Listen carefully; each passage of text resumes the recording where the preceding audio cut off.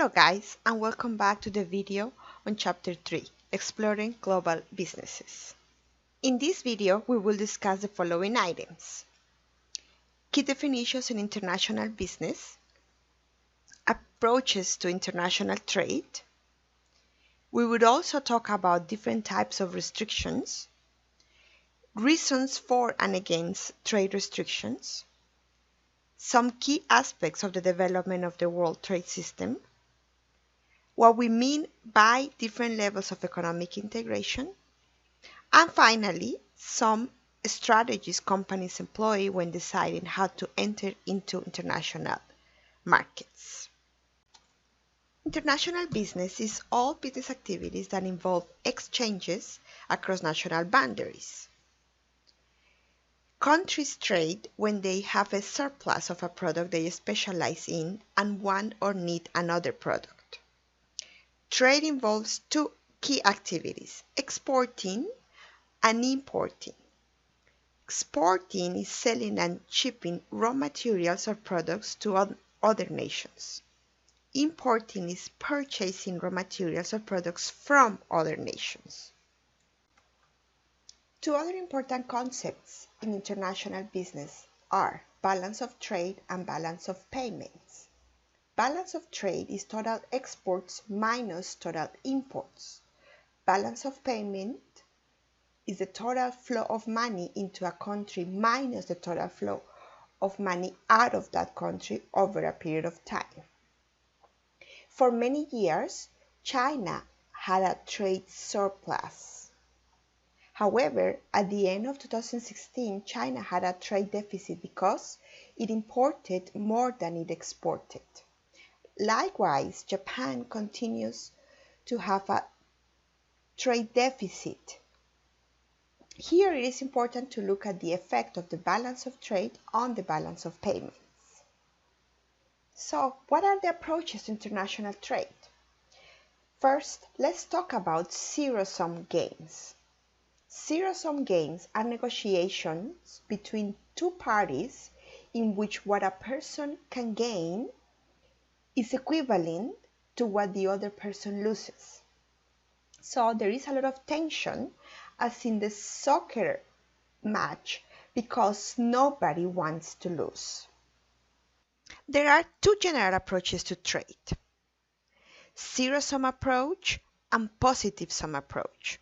Mercantilism sees trade as a zero-sum game where the net importer is the loser.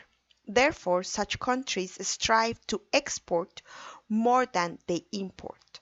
These governments may intervene to maintain a trade surplus in the balance of trade.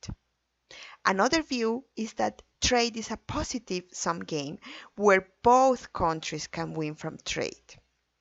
Most economists hold this view, that trade can be mutually beneficial for both parties, even if it is to different extents.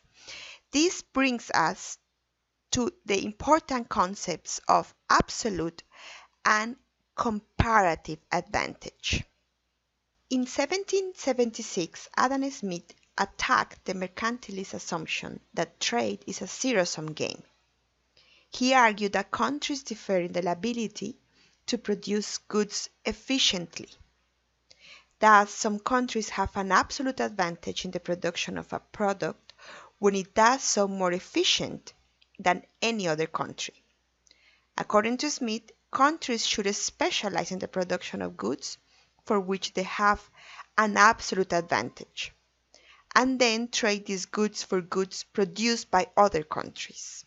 This is why we see that Saudi Arabia exports oil, for instance, Ghana exports cocoa, and Brazil and Colombia export coffee.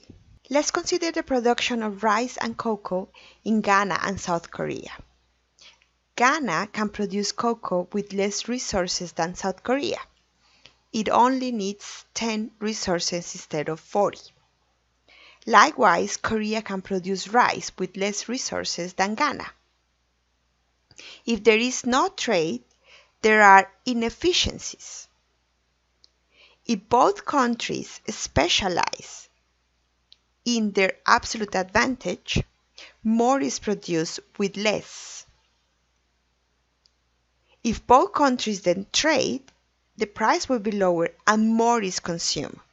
So there are efficiency gains through specialization and trade. David Ricardo asked what might happen when one country has an absolute advantage in the production of all goods. Should we then not trade? To solve this problem, Ricardo proposed the theory of comparative advantage. In it, he states that countries should still specialize in the production of those goods they produce most efficiently.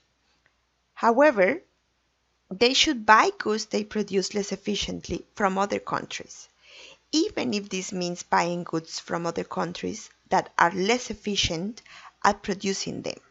To demonstrate, let's rethink the previous problem. Now Ghana has the absolute advantage in the production of both rice and cocoa. It only needs 10 to produce cocoa and 13.33 to produce rice. But since Ghana produces cocoa more efficiently than rice, it is wasting its resources on rice. Korea, likewise, would be better to purchase cocoa from Ghana and focus on rice. But without trade, Korea is wasting resources on cocoa instead of rice.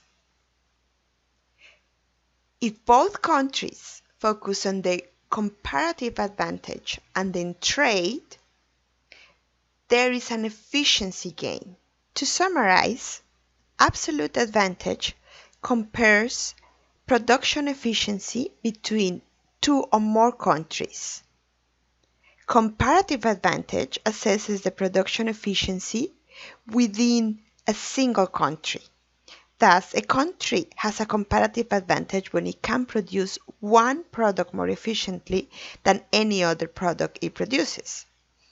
Goods and services are produced more efficiently when each country specializes in the products for which it has a comparative advantage.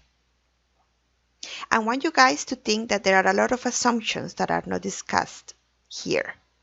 Assumptions that are important for these concepts to be true. These concepts are all about efficiencies.